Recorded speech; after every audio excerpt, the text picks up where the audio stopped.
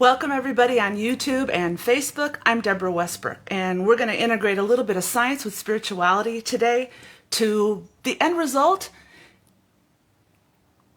attached to your I am, which is the essence of who you are. So I have a question for you.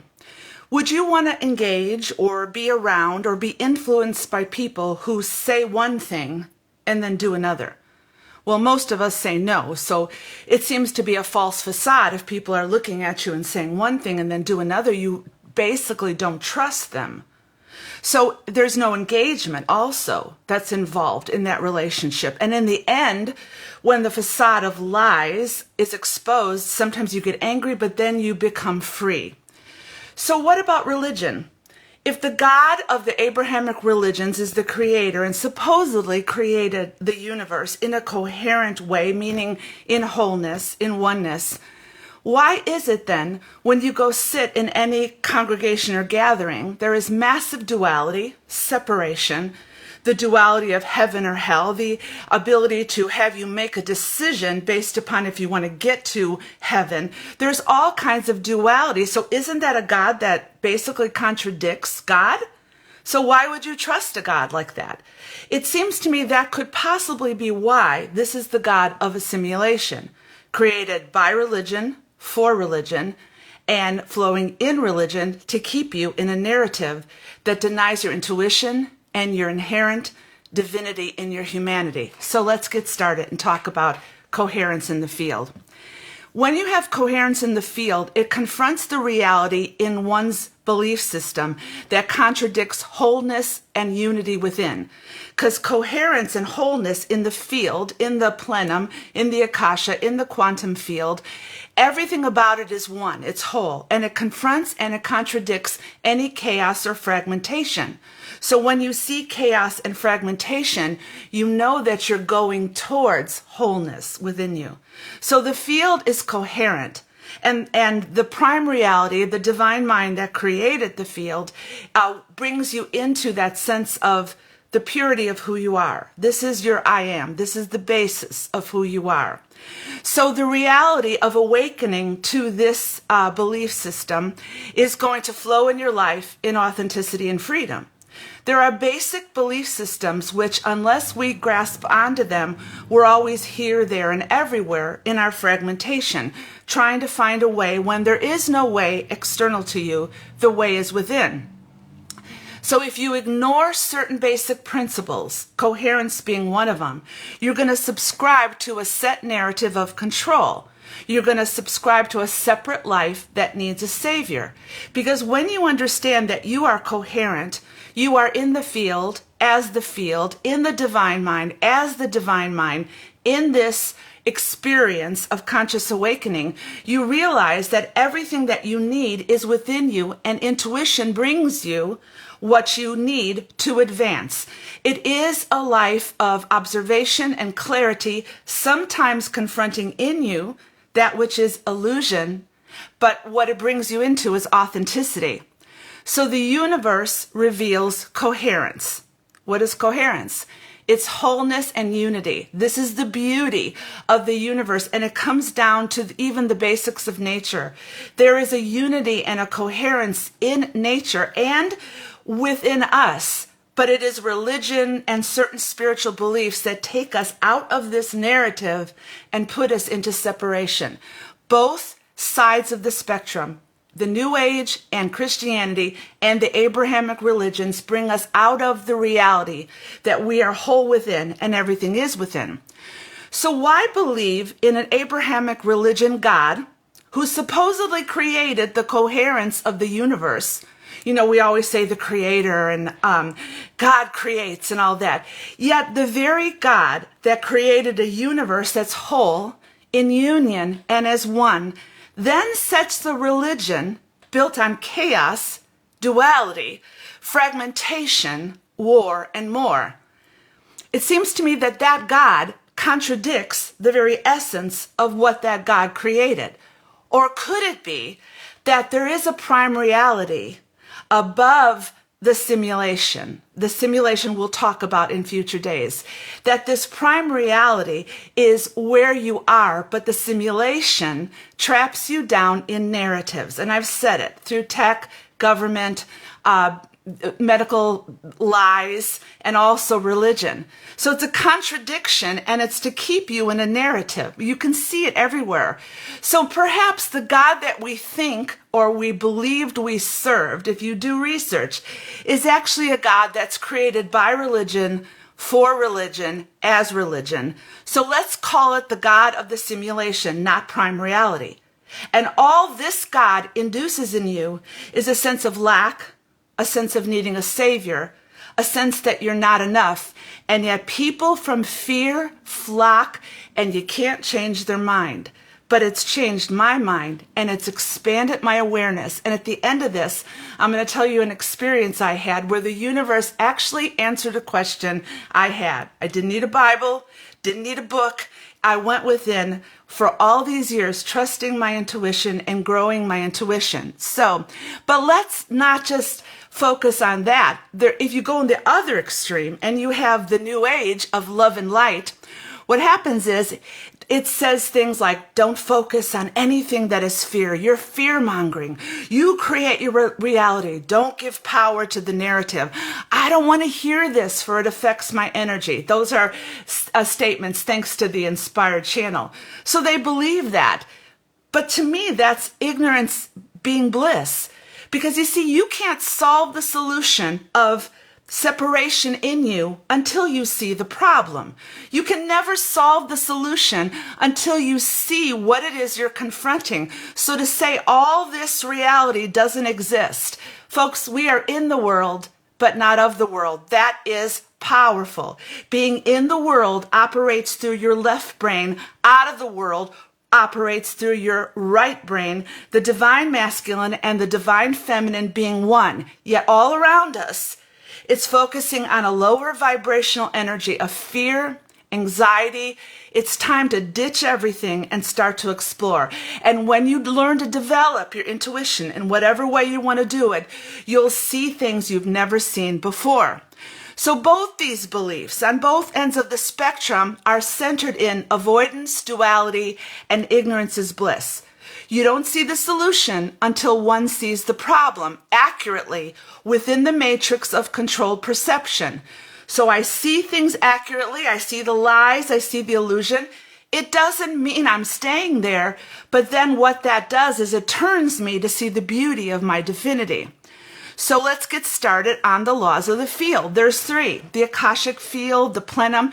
This is where you started from. You don't start here, you don't end here. So you are called to connect to a higher realm of awareness within. There are three laws of the field, immutable laws of the field. So most of my thoughts have been taken from this book, The Immutable Laws of the Akashic Field by Irvin Laszlo, and Kingsley Dennis, a beautiful intuitive, has added a lot of thoughts. So what are these three basic facts about the field? Number one, everything is connected. That's not debatable. It's called entanglement. I've spoken about it so many times. We are entangled. There is no separation except what man creates. And it's being created all around us. So we are connected. Being connected means I let you be you and you let me be me, but it also means we challenge each other. But not in anger. We're open to new ideas. So just because we say something, we're also open. There are certain basic truths I'm grounded in, and nobody's going to convince me otherwise. One of those truths is that religion is a narrative of death and control, trying to rule a system in the 3D realm rather than trying to get you to elevate higher. So in connection, everything is entangled. In the field is also memory, which is divine recall. We remember while we're here on this planet. We coalesce all the fragmented parts of ourselves. Even what we don't want to look at, we integrate it into our healing and our wholeness. Because most people believe that by the age of 7, you're really starting to be programmed into the narrative through education and through the American dream or whatever you're going to call it. We lose our intuitive sense at some point, and then we're programmed in the narrative. Well, when you have divine recall, you're constantly moving in intuition through your higher self in the divine mind, and you're remembering why you're here. It's like it puts all the pieces of your fragmentation. Picture your life right now as a puzzle, and there's so many things you don't understand. Well, don't try to understand the fragments. See how they all connect to the whole. Allow your intuition. Don't major on one of the fragments, because that brings you down into a low vibrational energy, but connect all the parts and amalgamate them into what's called a new birth. Amalgamation means a new birth, because you are everything you've gone through, and as you rise and ascend, you become more conscious, you become more loving, but love not defined by wishy-washy attitudes. You're courageous, you're brave, you know when to speak, you know when to be silent, you know when to that. So the universe also is coherent. So we have connectivity, memory, and coherence. Coherence is wholeness. There's no separation in the universe. How can there be? It's whole. And you have to really think about this, do your research on this. But together, these immutable laws account for the emergence and presence of order and structure in the universe. If you want to inject fear in a people, if you want to inject shame in a people, if you want to inject the need for a savior in a people, you'll take these laws and you'll begin to disrupt them. You'll make people believe that you're not entangled. Tribalism says you're different than me, and it's always anger. Memory means you'll do what I tell you to do. This is who you really are. Coherence and wholeness means no, you're separated. They'll interject separation into coherence. They'll interject control into memory rather than rising in your intuition, and they'll interject separation into connection. So these 3 laws are very important, very scientific, and very spiritual. So today I'm going to talk about coherence, and in the coming weeks I'll talk about connectivity and memory. I'm just going to do these Facebook Lives when I feel I'm ready. It's like I prepare these messages, but I know when the time is go. So coherence is a law in the field. It's forming a universe that is whole, that is one. The universe is not a collection of separate entities and events. Everything is entangled. The foundational reality of the universe is whole, and yet I am flows out of this wholeness into pure identity. So our reality, as I've said, is governed by separation on all fronts. Yet it isn't religion and it isn't science that brings us into truth.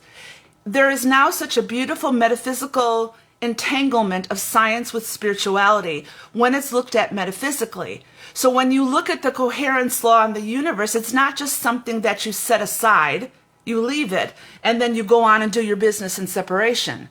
These basic premises form the uplifting and the ascension in your life and bring you great joy and great peace. So in this realm, we are always evolving. We've never arrived. There's no there. There's only now. And when you're in the now, and when you give yourself lots of permission to explore certain things, you stand in awe and wonder at the things that you're exploring. So the word evolution means from a simple to a complex form. Now, however this happened, if you listen to Greg Braden talk that 200,000 years ago there was a shift in our DNA, many people believe many things, but I'm here to tell you that you are a very complex, brilliant form in humanity. Complexity doesn't mean not able to understand. Complexity means the ascension of simplicity. Even your body is fine-tuned to health. You are your biology. Your heart connects with your mind in the field to navigate in this earth. You are emotionally intelligent through intuition. You know when someone's lying to you and someone's not. But yet this is all looked upon as not relevant.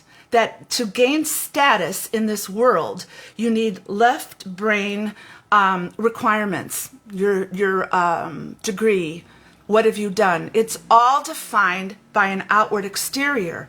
So complexity, we are beautifully complex creatures, able to heal ourselves, love ourselves, and so many other ways. Yet one is led to believe that everyone knows more than you. Now, I've been having a little problem with my knee lately, so I looked at alternative therapies. It doesn't mean I don't listen to doctors, but it means that I know when I go into a doctor's office if that doctor is really listening to me. If not, I change, because I'm not under your rules, sir or ma'am. And I've got some incredible doctors that actually listen. I don't go to them that much, but when I do, you can sense the warmth. They're not buying into the system.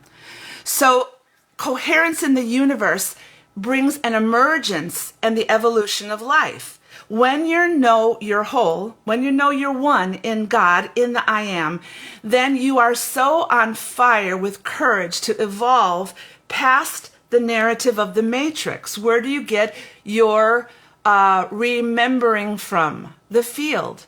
That's what I'm going to tell you what happened to me the other day. Where did I connect? It wasn't here.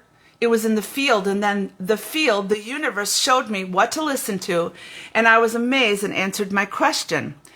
So this coherence, it's not random, it's not serendipity, it's not reserved for a few, but the universe is a template for the evolution of life taking place in many different forms.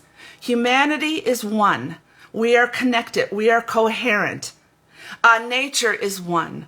Why do you think birds fly in flocks? Why does nature take on the position of being one in its approach to this planet? I believe the planet has consciousness. So many years we were taught that was occultic and new age. No, God does not create. The divine mind creates from consciousness into consciousness. Everything is consciousness, and it is not fixed in the brain. So the forms of life, you being one of them, me being one of them, that emerge in the universe, emerge in complexity. So let's get a little scientific here, because what this shows us is if this is the God that creates, why would I listen to a God as I sit in a pew that tells me what to do in duality, when this God has created everything, this divine mind, beautifully entangled? You have atoms into molecules, going into cells, going into organisms, and then you have the evolution of societies and ecologies of organisms and entire biospheres or regions of the earth that encompass all living organisms. When your perception is changed to say, see things differently, you lose yourself, but you find yourself. You're not absorbed into an ethereal realm where you're nothing. You're absorbed into the reality of being in the world, but not of the world.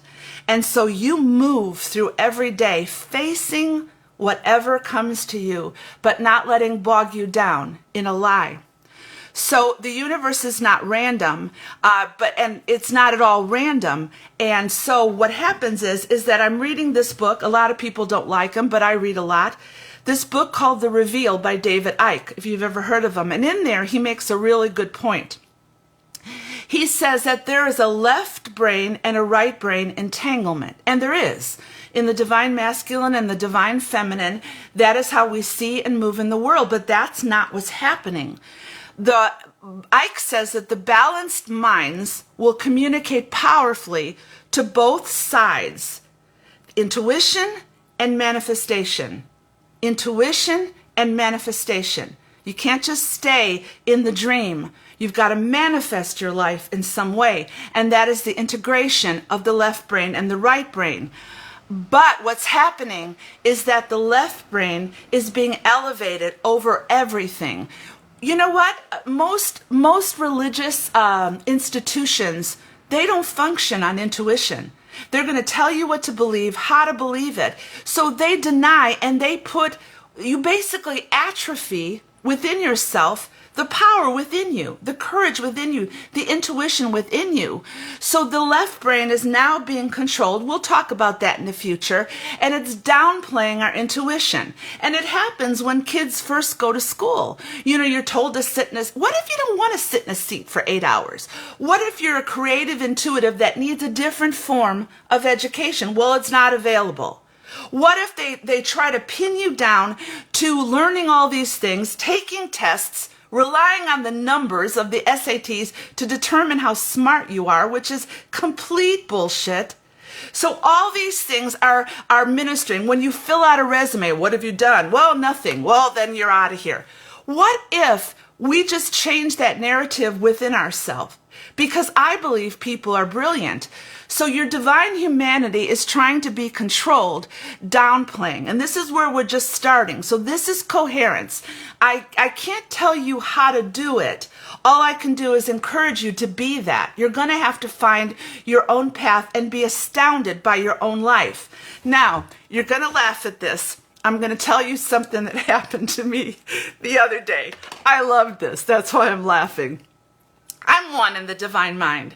So most mornings, Win Hof, W-I-N-H-O-F, has an incredible YouTube video on breath work for beginners. It's very good. So I do breath work, and then I go into a time of meditation. Some days I'm just quiet. Other days I'm expectant to hear something in my journal. I've been intuitive since a child. I just never knew it. And then when it started to develop, I was like, yeah, I've always known that. So on Friday, I spent time doing this, and I had a lot of questions. Let me get my journal. I mean, I'm facing a lot of change. And sometimes the change has so many fragments that I don't know the answer, because it seems like they're all entangled. Like if I move, what happens if I move? So all these questions were bogged down in the what ifs, and I had to break out. So I was like pissed off to a certain extent. I sat down and I said, I need answers somewhere today. So some of the questions I said, do I move? Do I stay here? What's my purpose or belief? What am I starting to communicate to help to people? What's my consistency? I had all these questions. What was the importance of the dream I had so many years ago? And then I just got quiet. And I kid you not, after about 5 minutes of being quiet, because you have to get rid of the egoic side of yourself. And I heard as clear as a bell, because I'm clairaudient. A lot of times I hear one sentence, or I feel something strongly in a picture. And I heard, Deborah, start with the dream. So what you don't know is I don't dream a lot, but the dreams that I have are extremely powerful. So a while back, I had this detailed dream that I couldn't shake. I've told it before. It was a threefold movement in a dream in the Bay Area in California. And I was at Stanford in one part of the dream, Silicon Valley in another part of the dream, and San Francisco in another part of the dream. So I'll just tell you the last part. The last part was I found myself at Stanford in this open space where all these professors were waiting at a table, and I asked a question. I said, I'm here to get something. What do I get? And this one guy stood up and he said, go there. So I proceeded to walk across the field, and I found myself in front of this building, and I looked up, and suddenly everything was focused on this one part of the building, and out of the building, I saw a hand reach down and give me a black box. And the black box over the sign said edict. This is your purpose, Deborah. Now, for those of you who don't know what the black box is in technology, AI is created with the black box mentality. Input in, output out, but they never know what goes on in the middle. But you do, folks.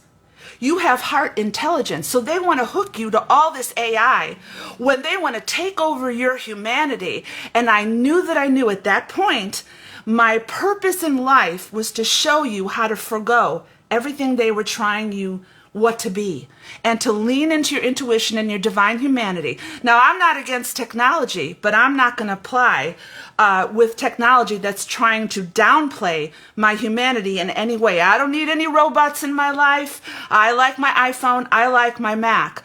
But I'm not going to downplay my humanity be taken over by any means of AI technology, because these people are technocrats. So then I started to think, it gets better, folks. Stay with me. I'm sitting there going, okay, yeah, I know the dream, but what does it mean? How do I manifest that? And suddenly I heard David and Goliath. And I went, oh. I said, you know what the scenario is of David and Goliath by the church? David was a powerful warrior, yet was nothing. He disregarded Saul and he faced this giant, and he came at this giant and he defeated.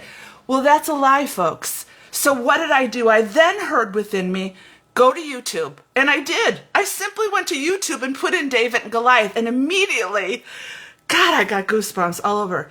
Max Gladwell comes up, and he's written some incredible books. Malcolm Gladwell. So he's teaching a TED Talk on David and Goliath. Now, this guy's not a minister or anything, so I began to listen. Now, I want to show you how you get answers from the universe. Remember, it told me, start with the dream.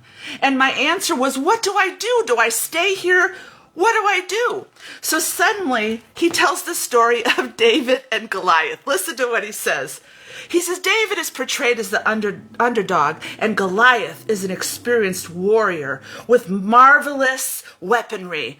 David has only a sling. So the devastating weapon that we thought Goliath had wasn't really in the hands of him. The sling was a devastating weapon in David's hand. So then it talks about him picking up stones. And if you listen to this TED Talk, he talks about the weapons that are used when you go into war. And one of the main weapons is artillery. Was it artillery? I think so, but it was the sling. Because he said David being a shepherd, it wasn't just a sling that shot back and like a slingshot. It was a sling. So he kept the lions and all the things that were trying to eat the sheep, and he was able to take this sling with the stones, and it became so powerful in his hands that he was to direct it at the object, and the object came down. So I'm still going, okay, where's my answer? So then Malcolm Gladwell goes on to say, David's strength lies in the years of being a shepherd. In defense with the sling against the lions and the wolf. And then he says, do you ever wonder why Goliath was so big and considered a giant of like 6'9"? He says science now proves, and the medical industry now proves, that gigantism results from a benign tumor of growth. And that benign tumor produces double vision with a side effect of so many other things. So this giant wasn't really this giant. This giant had massive inadequacies that was never going to win. That's why David told Saul, I don't want your armor. You don't want anybody's armor, folks. You don't want anybody's. Get your sling ready. So then I'm still waiting, and I'm sitting there going, okay, and excitement is building. And I said, but what does this have to do with me? Why am I telling you this? Because the universe will answer your questions if you're just still to know and you trust yourself. Will you get it right every time? No. You have to train yourself. You have to learn how to be intuitive. So then Malcolm Gladwell says this, and I just stopped the video. He said this, the very thing seen as his weakness was his strength. Giants are not as powerful as they seem. And the shepherd boy had a sling in his pocket. And I went, holy shit. Then automatically from me, I said, what's my sling? Because if I'm supposed to confront this technology, I'm a nobody. I live an hour away from all the tech giants. Like, you need a minimum salary to live in Silicon Valley of $300,000 a year. That barely buys you a house. I mean, come on, folks, really. I mean, the salary, but so many times these people are vacuous and empty, believing consciousness flows from the brain, and it's like they think they're experts when behind it all is an agenda of transhumanism. So I said, okay, what's my sling? How do I face what is perceived as the giant when I'm a nobody? And I heard this clear as a bell. I said, what's my sling? And the universe, God, answered me, you believe you're seemingly irrelevant, but you're powerful within. And I went, I had no words. I was like, it made my day, because I do see myself as seemingly irrelevant. If I don't stay with the focus of religion, I don't get all the likes. I have to be clear about my message and realize my power within. And it's sometimes so tempting to go back into what's safe. Honey, I'm not safe. I'm going to challenge you, but I'm going to love you with a passion that will accept you exactly where you are, walking things together. So then I had to confront the lie.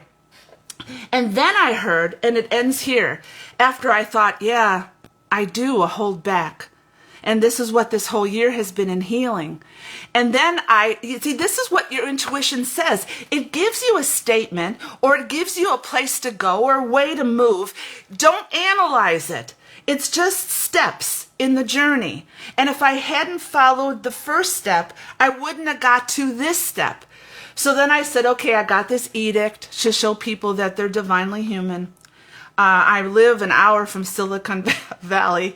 I'm in California, which is a mess right now, but I love it. This is my home. And I thought to myself, okay, so what do I do? And I heard the word hyperbole. And I went, I laughed. Now, maybe you think your intuition is going to lead you down a path of understanding. It isn't quite that, folks. The universe will trust you with the second step when you respond to the first step. So then when I heard the word hyperbole, I knew that hyperbole was exaggerated statements. So then I smiled and I said, so what are the exaggerated statements with my powerful sling am I to confront? And this is what I heard. Number one, tech is the way of the future. No, it's not. It may be inevitable in what it's trying to do, but you never comply to technology taking over your divinity. Never, never, never, never, never. If you rely on AI to write books, you will lose your creativity and that part of the brain that fosters your creativity. So tech may be the way of the future for them, is not the way of the future for me, although I love it. The second hyperbole that I'm going to confront is transhumanism believes humanity is flawed. So if you lean into tech, we could put neurons in your brain, we could put nanotechnology in your body, we can give you a virtual reality headset in your brain, we can give you everything artificial, we can have, if you haven't seen Elon Musk's latest video, all the robots that he wants to send into your house, we can do it all. You do know, I don't want to get particular here, there are robots having sex with people. I mean, they're trying to deny every bit of our humanity. It's absolutely ridiculous because I study it all the time. So your humanity is not flawed. This is the second thing I'm going to focus on. And then the third thing, one of the hyperbole statements that they say all the time is consciousness is in the brain. You know what? That's how you can download yourself and be an avatar forever. Oh, bullshit. That's such a lie, it's not funny. You are here to experience life in the world as the world, and you are here to ascend, to move into intuition, to create an environment in your life that is astoundingly brilliant and beautiful. So after that, I just sat back and I went, you know, folks, why did I tell you that? Because you're not going to get the second step. If you're constantly looking for somebody to tell you the narrative or what to believe, you've got to now, for some of you, a portion of your life has to let go of everything. And you have to stand in that place where you don't have anything, get in the boat and not even know where you're going. But if you trust in your heart, you will be directed in a path, and it will be a path of incredible love, energy, and power. So in this book, I'm going to end with this by Kingsley Dennis. He's an intuitive. He's incredible. He ends with these statements on how to interact with the field. And I'm going to give you like 5 of them to end on a beautiful note of encouraging you. Kingsley Dennis says, enlightenment is not about reaching a higher place. It is a splintered mind that creates these separations. Well, that's even what New Age gurus are telling you. If you're not enlightened, you have to come back into reincarnation 50 times to evolve. Why do I want to evolve when I don't even remember where I came from? To me, personally, that's a lie. So there's no guru, there's no conference, there's no person above you that can bring you. Enlightenment is not about reaching a place. Again, that's hierarchy. Enlightenment is not about hierarchy. You are enlightened right now in the now. You just have to open yourself up to the beliefs. The second thing he says is, be receptive to flow. Flow creates harmony and balance. Do not struggle against what makes you uncertain. So what did I have to do? I had to sit. I'm a passionate person, folks. Like, sometimes I could drive people nuts. I know that. I'm always like I'm either go or I'm an extrovert or I'm an introvert. Leave me alone or let's go. So I had to enter that day on Friday having had enough. I was like, please, I need to make a step now in manifestation. Show me where to start. I can't just keep talking about this. So I am receptive to flow, and it always creates harmony and balance. Number 3, he says, try not to be in total control of everything. Unexpected things always happen. Don't hunker down in the pain. Learn from it. You can't solve the solution until you see the problem. So don't call me a fearmonger. I've been called that. You will never evolve until you look straight into the eyes of what's trying to control you, and you encourage, like David, step back and say, I'm all that's needed right now. I am way more than you believe I am. So you're not going to be in control. Enlightenment doesn't mean life's going to go easy. It doesn't mean any of that. It means that every day what you face, you integrate into a forward movement. Why? Because in this realm of low energy, you're not going to have it all together. This is a very dense reality being controlled in so many ways, but it doesn't have to control you. Number 4, you don't need to reach a higher state, but only need to remember that you have the connection with the unified whole within you. That's going to take times of silence and stillness within yourself to know that within you is way more than you've ever believed. Number 5, manifesting coherence means dropping fear. This is not easy. It's a tough one. I've dealt with that. Many of you have dealt with that. I've talked about it. Many of you experience. Fear locks you down into a state of being paralyzed, and then you can't move. And sometimes it's a place of safety. If you stay in fear, or if you accuse people of fear-mongering, you never have to elevate. Or if you do elevate, you elevate in a lie based upon a false perception. Do you hear what I'm saying? And the last thing, Kingsley Dennis says in this book, what the Akashic paradigm reveals to us is that as we increase our awareness, our understanding, and our perception, we develop our connection with the intangible dimension of reality, which is called the field. So why am I here? Each of us, when we deconstruct down into who we really are, you don't deconstruct from a belief system. You just get rid of the beliefs. Basically, what you're doing is deconstructing down into you. So who are you? Who am I? Why are we here? Many of us have very distinct purposes. Many, and they flow. This is your I am essence. Everything, when I'm in that, in deep times of meditation, I don't hear anything. But when I come out of it, I know that I am curious, I am adventurous, and I had to get rid of the fear, get rid of anxiety, get rid of the shame, be filled with the balance of love, but also challenge, not be angry, but also challenge. So I had to come to a balance within myself. And this is the middle of the road. You look this way and you look this way. There's never insights on either the far right or the far left. You get what I'm saying? There's insights in the middle. And the middle is not a place of ethereal nonsense where you don't know. No, the middle is striking balance within yourself to know who you are. Now, again, these aren't 10 steps to find yourself. Now, I've done my job. Now I'm going to put all that energy on you now and ask you to find yourself and to don't be afraid of telling your story. Don't be afraid of the pushback. Don't be afraid of being unseen. Don't be afraid of being irrelevant. Just be you. Now, it's 12:40, so let me think. What am I going to do? Well, I could get some water. Now I'm kind of on a high, so what am I going to do? I'm going to watch Dallas play against Detroit because I love football. This is also a part of me. I was thinking of getting a shirt that is split into two sections, the 49ers and the Cowboys.